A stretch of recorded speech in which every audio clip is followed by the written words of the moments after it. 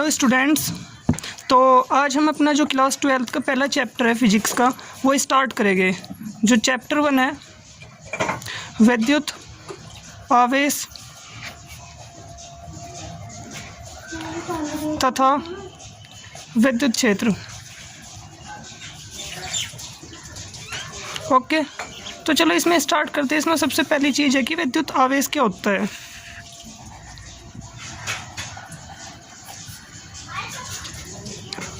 तो आपने अपने आसपास बहुत सारी घटनाओं को देखा होगा। जैसे किसी भी एक, जब आप कंघी को बालों से रगड़ते हो तो उसको वो कागज़ के छोटे छोटे टुकड़ों को अपनी तरफ आकर्षित करता है। तो जब आप किसी भी एक वस्तु को क्या करते हो, दूसरी वस्तु से रगड़ते हो, तो उसके पास एक ऐसा गुण आ जाता है जिससे वह दूसरी वस्तु को अपनी ओर आकर्षित करने लगता है। इसलिए हम बोल सकते हैं जब किसी वस्तु को दूसरी वस्तु से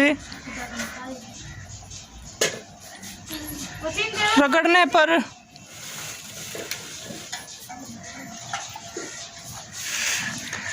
वह कागज के छोटे छोटे टुकड़ों को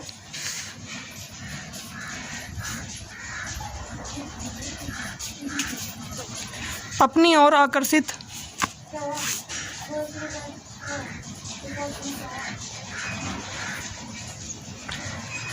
करता है,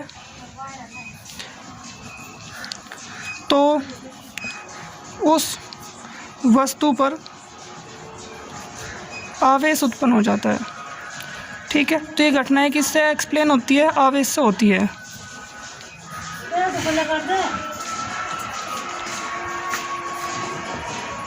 तो हम बोल सकते हैं जब हम किसी भी वस्तु को रगड़ते हैं तो उसको रब करने के बाद वो कागज़ के छोटे छोटे टुकड़ों को अपनी ओर आकर्षित करेगा। और यही घटना क्या होगी? ये घटना किसकी वजह से होगी? विद्युत आवेश की वजह से होगी। ओके, तो अब इसमें अगर हम देखें, जैसे देखो किसी भी वस्तु का द्रव्यमान उसका मौलिक गुण है, इसी तरीके से किसी भी वस्तु का जो आवेश होगा वो उसका क्या होगा? मौलिक गुण होगा। ठीक है, तो विद्युत आवेश वस्तु का मौलिक गुण है। ठीक है, अब इसके बाद देखते हैं कुछ इसके बारे में, क्योंकि जो विद्युत आवेश होता है दो प्रकार का। अब ये दो प्रकार का क्यों होता है ये भी बात आपको अभी समझ में आएगी। विद्युत आवेश दो प्रकार का होता है, एक को हमने धनावेश बोला और एक को हमने ऋणावेश बोला। पहला है धनावेश, दूसरा है ऋणावेश।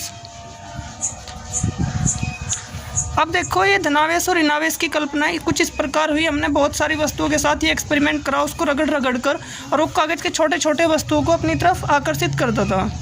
लेकिन फिर हमने क्या काम करा, जो दो अलग अलग वस्तुओं को हमने रगड़ा था उनके ऊपर आवेश उत्पन्न आया था, उनको हमने स्वतंत्रता पूर्वक लटकाया। और जब हमने उनको स्वतंत्रता पूर्वक लटकाया तो कुछ वस्तुएं तो एक दूसरे को प्रतिकर्षित कर रही थी और कुछ वस्तुएं एक दूसरे को आकर्षित कर रही थी। और हमने इसमें एक चीज़ और देखी, अगर हम कांच के एक टुकड़े को रगड़ कर लटकाए, दो टुकड़ों को, कांच के दो टुकड़ों को एक ही वस्तु से या फिर रेशम के कपड़े से रगड़ कर हम उनको लटका दे फ्रीली, जैसे एक वस्तु ही होगी एक वस्तु ही होगी, हमने इसको फ्रीली लटका दिया, तो हमने पाया कि इसके बीच में क्या होता है? प्रतिकर्षण होता है। अब दोनों के ऊपर एक ही तरह का आवेश होगा, दोनों एक ही तरह की वस्तु, एक ही तरह की वस्तु से इसको रगड़ा गया है, तो इसके बीच में क्या है? प्रतिकर्षण है। लेकिन कुछ वस्तु हमें ऐसी मिली भाई, ये एक दूसरी वस्तु होगी, दूसरी वस्तु होगी, इनके बीच में हमें आकर्षण देखने को मिला। तो हम बोल सकते हैं कि जो विद्युत आवेश है उसकी दो वैरायटी होती है। मैंने एक को धनावेश बोल दिया, एक को ऋणावेश बोल दिया। और एक ही प्रकार के आवेश एक दूसरे को प्रतिकर्षित करते हैं, परंतु विपरीत प्रकार के आवेश एक दूसरे को आकर्षित करते हैं। ठीक है, सो एक ही प्रकार के आवेश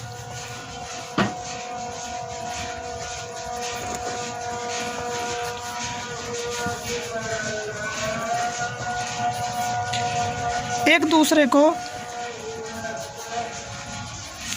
आकर्षित करते हैं,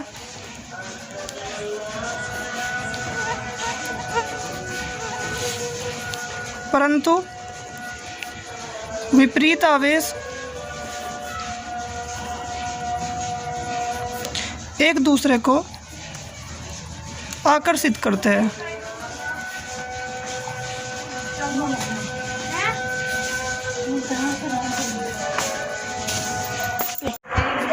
अब देखो किसी भी एक वस्तु पर विद्युत आवेश उत्पन्न क्यों हो जाते हैं, क्योंकि इसका जवाब देता है इलेक्ट्रॉनिक सिद्धांत। ओके, तो देखते हैं इलेक्ट्रॉनिक सिद्धांत क्या बताता है। इलेक्ट्रॉनिक सिद्धांत को समझने के लिए हमें समझना होगा कि परमाणु की संरचना कैसे होती है, परमाणु कैसे क्या होता है। ठीक है, तो इसको समझने के लिए हमें समझना होगा परमाणु के बारे में। तो प्रत्येक वस्तु क्या होती है, छोटे छोटे परमाणुओं से मिलकर बनी होती है। ठीक है, सो प्रत्येक वस्तु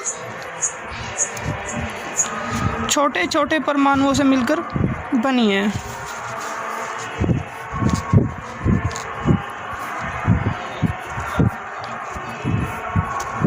और परमाणु किससे मिलकर बना है?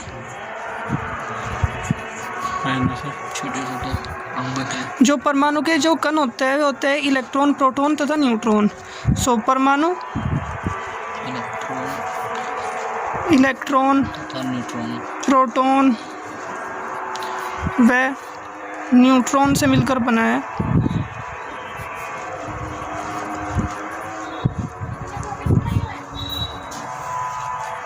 इसमें प्रोटॉन और न्यूट्रॉन के होते हैं नाभिक पर होते हैं और इलेक्ट्रॉन नाभिक के चारों ओर चक्कर काटते रहते हैं।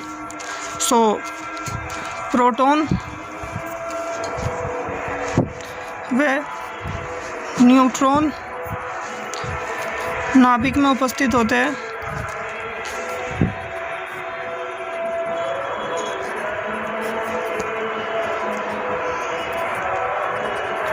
तथा इलेक्ट्रॉन नाभिक के चारों ओर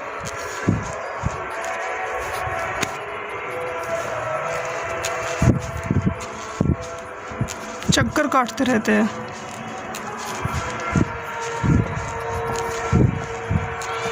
तो देखो परमाणु की संरचना कुछ ऐसी होती है। आपके पास क्या हो गया, एक धनावेशित नाभिक हो गया और उसके चारों तरफ क्या होते हैं, इलेक्ट्रॉन्स अलग अलग कक्षाओं में क्या होते हैं, घूमते रहते हैं, गति करते रहते हैं। ठीक है, अब जो ये नाभिक होता है इसमें क्या होता है, धनावेश होता है। इसके ऊपर कितने धनावेश होते हैं, इसमें होते हैं आपके प्रोटॉन और न्यूट्रॉन। ठीक है, और जो ये इलेक्ट्रॉन है ये क्या होता है, ये होते हैं ऋणावेशित। इनके ऊपर होता है ऋणावेश। तो प्रोटॉन पे क्या होता है, धनावेश होता है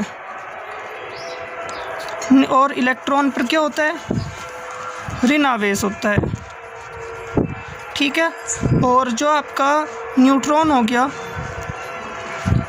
वो क्या होता है, वो उदासीन होता है, उसके ऊपर कोई भी आवेश नहीं होता। अब इसमें जो खास बात है वो ये है, प्रोटॉन का आवेश और इलेक्ट्रॉन का आवेश दोनों एक समान होता है। जितना आवेश प्रोटॉन के पास धनात्मक है इतना ही एक इलेक्ट्रॉन के पास ऋणात्मक आवेश होता है। ठीक है, तो एक इलेक्ट्रॉन और एक प्रोटॉन का आवेश दोनों क्या होता है, एक समान होता है। ओके, अब इस चीज़ को हमें एक चीज़ को देखने को मिल रही होगी, तो इसी आधार पर हम बोल सकते हैं कि किसी भी वस्तु के ऊपर धनावेश होगा यदि इसमें प्रोटॉनों की संख्या ज़्यादा हो, और किसी भी वस्तु के ऊपर क्या उसका ऋणावेश होगा यदि उसके पास इलेक्ट्रॉनों की संख्या ज़्यादा हो। ठीक है, किसी भी वस्तु में यदि प्रोटॉनों की संख्या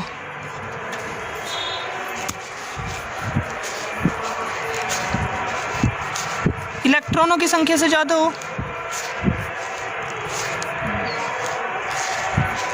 तो उसके ऊपर क्या होगा, धनावेश होगा, क्योंकि उसमें क्या हो गया, धनावेशित प्रोटॉन ज़्यादा हो गए। और अगर किसी भी वस्तु के ऊपर इलेक्ट्रॉनों की संख्या ज़्यादा हो प्रोटॉनों की संख्या से,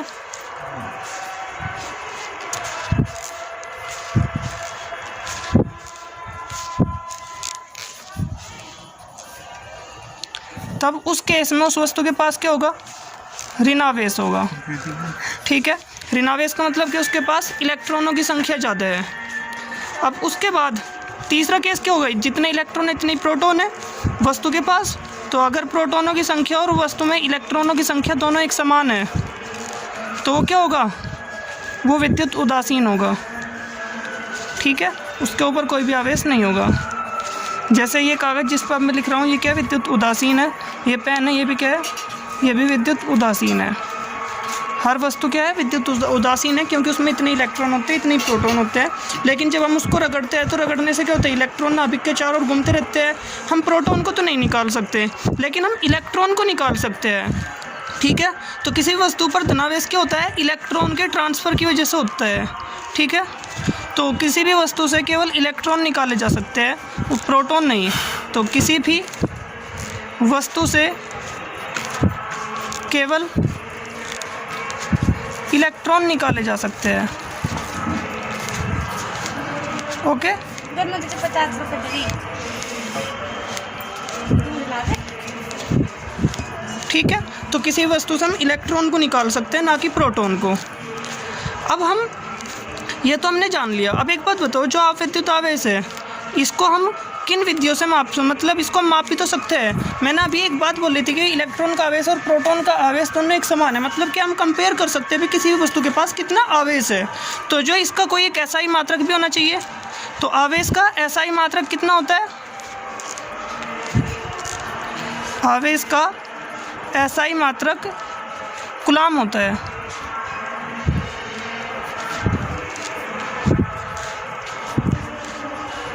ठीक है, अब हम इसके बाद कुछ और पॉइंट देख लेते हैं। जैसे एक इलेक्ट्रॉन का आवेश और एक प्रोटॉन का आवेश दोनों बराबर था, तो इलेक्ट्रॉन का आवेश ये ऋणावेश है, प्रोटॉन का आवेश ये धनावेश है। ठीक है, और दोनों का मतलब क्या है, ये समान था, और ये किसके इक्वल होगा, 1.6 गुना 10 की घात -19 कूलाम के इक्वल होगा। ठीक है, तो एक इलेक्ट्रॉन का आवेश कितना होता है, 1.6 गुना 10 की घात -19 होता है। ठीक है, और ये जो इलेक्ट्रॉन का आवेश है प्रकृति में पाए जाने वाला सबसे कम आवेश है। ओके, तो इलेक्ट्रॉन का आवेश प्रकृति में पाए जाने वाला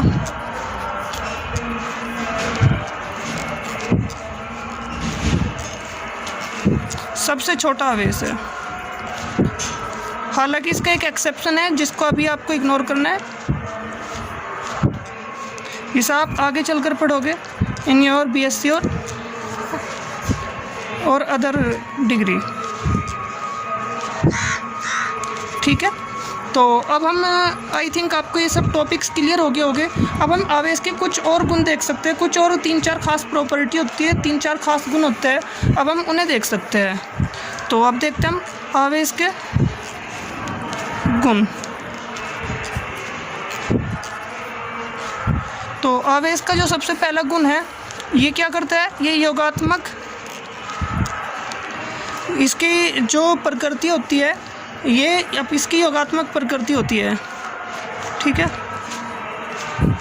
आवेश की योगात्मक प्रकृति होती है। मतलब इसका मतलब क्या है योगात्मक प्रकृति का, योगात्मक प्रकृति का मतलब होता है अगर आपके पास प्लस का 5 कूलाम आवेश है और उसमें से आपने माइनस का 2 कूलाम आवेश जोड़ दिया, प्लस के 5 कूलाम आवेश को आपने माइनस के 2 कूलाम आवेश दे दिया, तो क्या बचेगा, प्लस का 3 कूलाम आवेश बचेगा। जैसे आपकी अलजेब्रा के अंदर, बीजगणित के अंदर जोड़ घटा होती थी ना, इसी तरीके से होगी ये।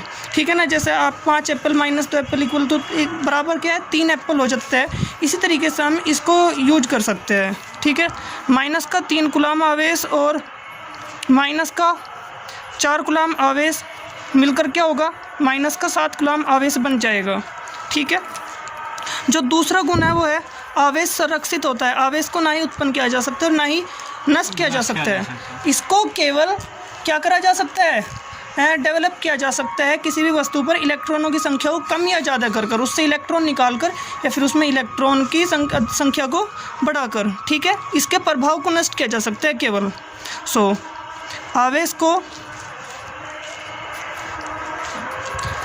ना ही उत्पन्न किया जा सकता है तथा ना ही नष्ट किया जा सकता है।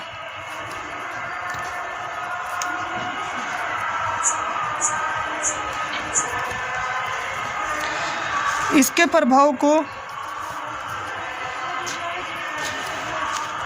विपरीत आवेश की सहायता से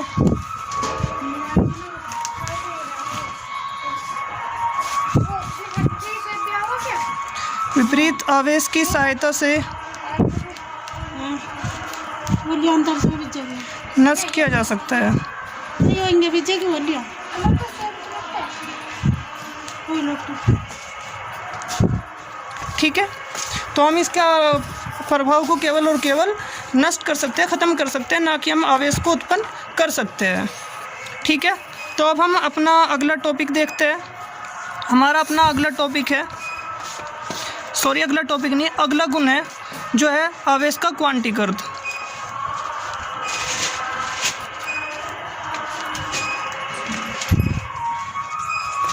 क्वांटीकरण यानी क्वांटाइजेशन होगा आवेश का। मतलब क्या, आप किसी भी वस्तु के ऊपर, जाहिर सी बात है, अगर आप आवेश उत्पन्न कर रहे हो तो या तो उसमें से इलेक्ट्रॉन को निकाल लोगे या फिर उसको क्या दोगे, एक्स्ट्रा इलेक्ट्रॉन दोगे।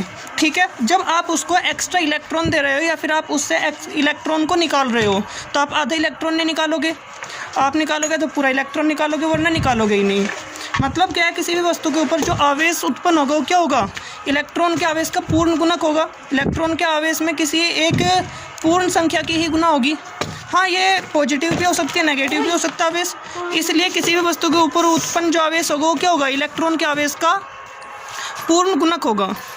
सो इस सिद्धांत के अनुसार क्या होता है, किसी भी वस्तु पर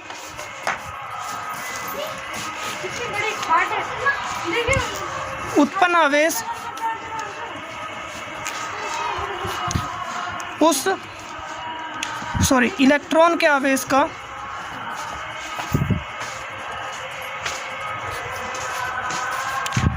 पूर्ण गुणक होता है। इस सिद्धांत को हम कुछ ऐसे समझ सकते हैं जैसे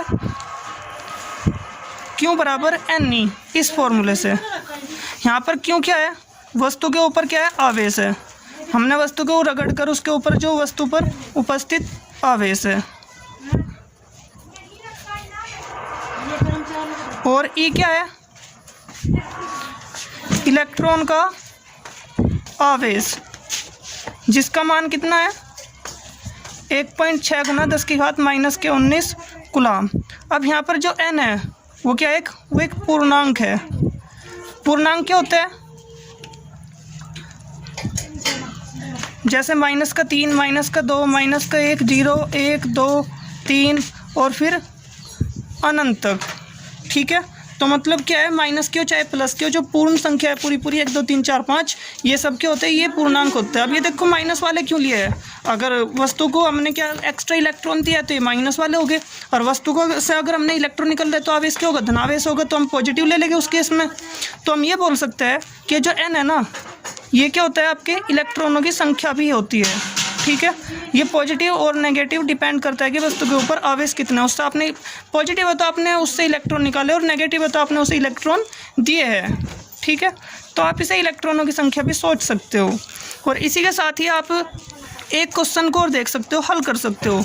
एक कूलाम आवेश को आप किसी भी एक वस्तु के ऊपर उत्पन्न कर रहे हो तो उसके अंदर क्या होता है, कितने इलेक्ट्रॉन उपस्थित होंगे या फिर उससे आपने कितने इलेक्ट्रॉन निकाले होंगे। ठीक है, सो एक कूलाम आवेश में उपस्थित इलेक्ट्रॉनों की संख्या ज्ञात कीजिए, चाहे वो कमी हो या फिर अधिकता हो। ठीक है, तो एक बात बताइए, इसको आप ऐसे निकल लोगे, Q बराबर NE से। Q कितना है, 1 कूलाम है, और E का तो आपको पता है 1.6 गुना 10 की घात -19 कूलाम। आप N निकाल लो तो N बराबर क्या होगा, Q बटे E होगा। Q कितना है, 1 कूलाम है, और E कितना है, 1.6 गुना 10 की घात -19 कूलाम। आप कहोगे कूलाम से कूलाम कट गया, इसका कोई n का मात्रक नहीं है। संख्या का कौन सा मात्रक होता है, जब आप इसे भाग करोगे तो इसे कैलकुलेशन करके आएगा 6.25 गुना 10 की घात 18। इसे आप खुद से करके देख लेना, ये इतने इलेक्ट्रॉनों की संख्या आती है। इसका मतलब क्या है, 6.25 गुना 10 की घात 18 का मतलब है 625 के आगे आपने 16 जीरो लगाई है। तो एक कूलाम आवेश में जब इतने सारे इलेक्ट्रॉन हैं और एक इलेक्ट्रॉन का आवेश इतना बहुत छोटा है, 10 की घात -19 आ रहा है, मतलब क्या है, इस एक से 18 जीरो पहले लगी हुई है। पॉइंट के बाद, ठीक है। तो इसका मतलब यह, तो इलेक्ट्रॉन का आवेश बहुत छोटा है, तो इसीलिए जब हम किसी भी वस्तु के ऊपर एक आवेश उत्पन्न करते हैं तो आवेश के क्वांटिक क्रम को हम क्या करते हैं, इग्नोर करते हैं, ठीक है। अब यही पॉइंट लिखेगा। तो जो डेली लाइफ में होता है, प्रयोगात्मक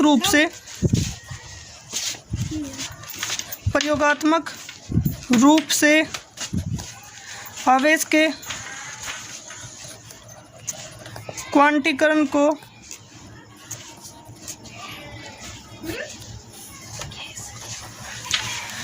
इग्नोर किया जाता है, मतलब इसको ध्यान नहीं, इग्नोर किया जाता है, ओके। क्योंकि कारण क्या है इसका, बहुत ज़्यादा इलेक्ट्रॉनों की संख्या।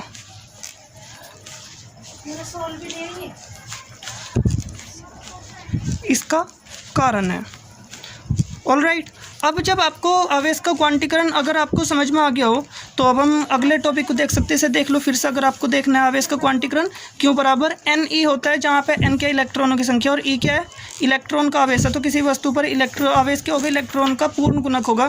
क्योंकि इलेक्ट्रॉनों की संख्या डेली लाइफ में बहुत ज़्यादा होती है, जब हम एक कूलम्ब आवेश में इतने ज़्यादा इलेक्ट्रॉन चाहिए हमको, तो जाहिर सी बात है भाई, इतने ज़्यादा इलेक्ट्रॉन अगर उसमें से 1-2 इलेक्ट्रॉन कम ज़्यादा हो जाए तो हमें कुछ खास फ़र्क नहीं पड़ेगा, और इसी चीज़ के चलते हुए हम आवेश के क्वांटीकरण को इग्नोर कर सकते हैं। Now our next topic is, हम किसी भी वस्तु के ऊपर आवेश कितने विधियों से उत्पन्न कर सकते हैं, ठीक है। तो आवेश उत्पन्न करने की विधियाँ,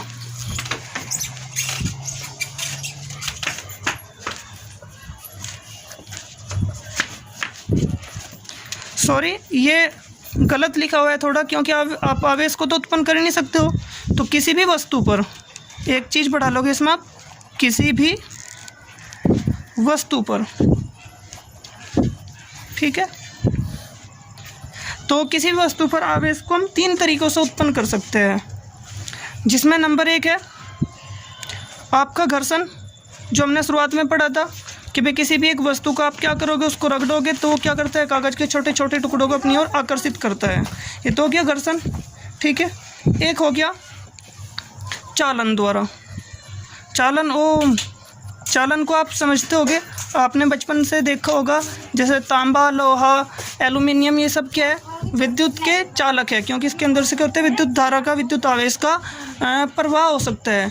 तो विद्युत आवेश का प्रवाह कर भी हम किसी भी वस्तु के ऊपर आवेश उत्पन्न कर सकते हैं। और तीसरा क्या है, किसी भी वस्तु को बिना टच करे, जिसे बोलते हैं इंडक्शन द्वारा यानी प्रेरण द्वारा, ठीक है। तो अब हमें देखना है इन एक विधियों के बारे में कि क्या होता है। चालन को समझने के लिए आपको समझना होगा कि चालक और अचालक क्या होता है, जिसको मैं मान रहा हूँ कि आपको पता है। चालक वे पदार्थ होते हैं जिसके अंदर क्या होता है, जिसके अंदर आवेश का फ्लो हो सकता है, उसको हम चालक बोलते हैं। और कुचालक भी होते हैं, अचालक भी होते हैं, जिसके अंदर से आवेश का प्रवाह नहीं हो सकता, वे क्या होते हैं, अचालक होते हैं, ठीक है।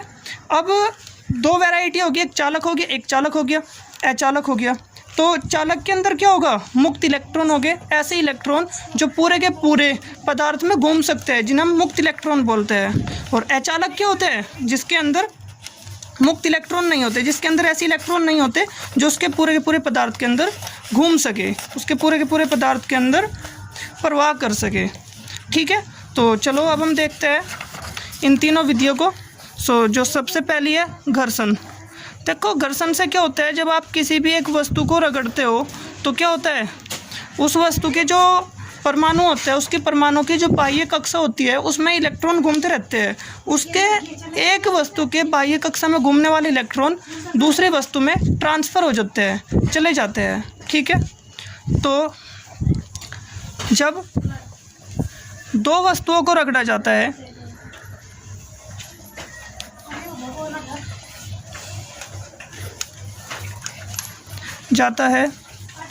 तो एक वस्तु के परमाणुओं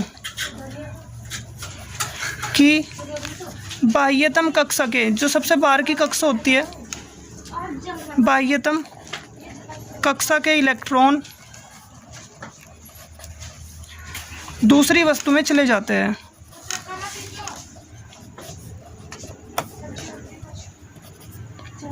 इससे क्या होगा, एक वस्तु के इलेक्ट्रॉन दूसरी वस्तु में चले जाएंगे और उसमें क्या होगा, एक में इलेक्ट्रॉनों की कमी हो जाएगी और एक में इलेक्ट्रॉनों की अधिकता हो जाएगी। और जब एक में इलेक्ट्रॉनों की कमी है, एक में इलेक्ट्रॉनों की अधिकता है, तो एक वस्तु के ऊपर क्या होगा, जिससे एक वस्तु के ऊपर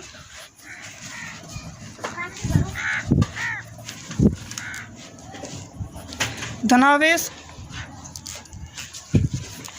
तथा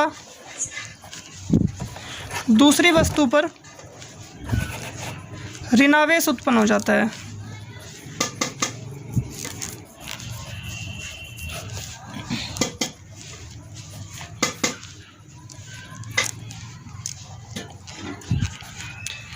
ठीक है, तो ये तो हो गया। लेकिन ये जो मेथड है, ये जो विधि है, ये केवल किसके लिए सूटेबल है, अचालक के लिए है। किसके लिए, केवल अचालक, मतलब ऐसे पदार्थ के लिए ही ऐसा होगा जिसमें आवेश का प्रवाह नहीं किया जा सकता। ठीक है, अब हम दूसरी विधि देखते हैं जो है चालन द्वारा। अब देखो, चालन को समझने के लिए हम क्या करते हैं, ऐसा करते हैं, ये आपके पास क्या है, एक ऐसी वस्तु है जिसको आपने रगड़ा और इसके ऊपर क्या हो गया, आवेश उत्पन्न हो गया है। ठीक है, तो इस वस्तु के ऊपर क्या आवेश है, ये वस्तु क्या आपकी दूसरी, ये चालक है, इसके अंदर से क्या होता है, आवेश का प्रवाह हो सकता है। लेकिन जहाँ से मैंने पकड़ रखे, मैंने किसी चालक से, एक कुचालक से पकड़ रखा है, मतलब क्या है, इसका आवेश मेरे अंदर नहीं जाएगा। अब अगर मैं इसको टच करता हूँ इससे, तो जब इसको टच करूँगा तो ये जो इसका आवेश इसमें प्रवाह हो सकता है, तो इसका आवेश इसमें चला जाएगा, क्योंकि इस चालक के अंदर आवेश का प्रवाह हो सकता है। लेकिन मैंने इसको ऐसी जगह से पकड़ा है जो इसको कुचालक से बांध कर, मतलब क्या है, इसका आवेश मेरे हाथों में नहीं जाएगा, और मेरे हाथों में नहीं जाएगा तो क्या होगा, इसके ऊपर इसके ऊपर जो चालक है, इसके ऊपर एक आवेश बना रहेगा। आपने इसे टच करा, इसका आवेश इसमें आ गया, फिर हटा लिया। ठीक है, तो चालन में क्या होता है, आप एक आवेशित चालक को आवेशित वस्तु से क्या करते हो, आप टच कराते हो और फिर उसको हटा लेते हो।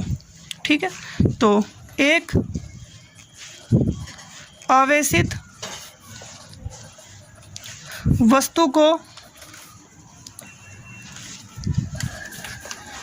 चालक से स्पर्श कराकर हटा लेने के पश्चात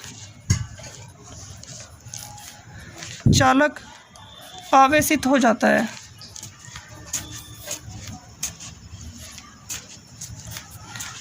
हो जाता है। ठीक है, तो ये घटना क्या होगी, यही चालन होगी, और इससे क्या होगा, इस चालक के ऊपर आवेश उत्पन्न हो गया है, और ये किसके लिए, केवल चालक के लिए सूटेबल है।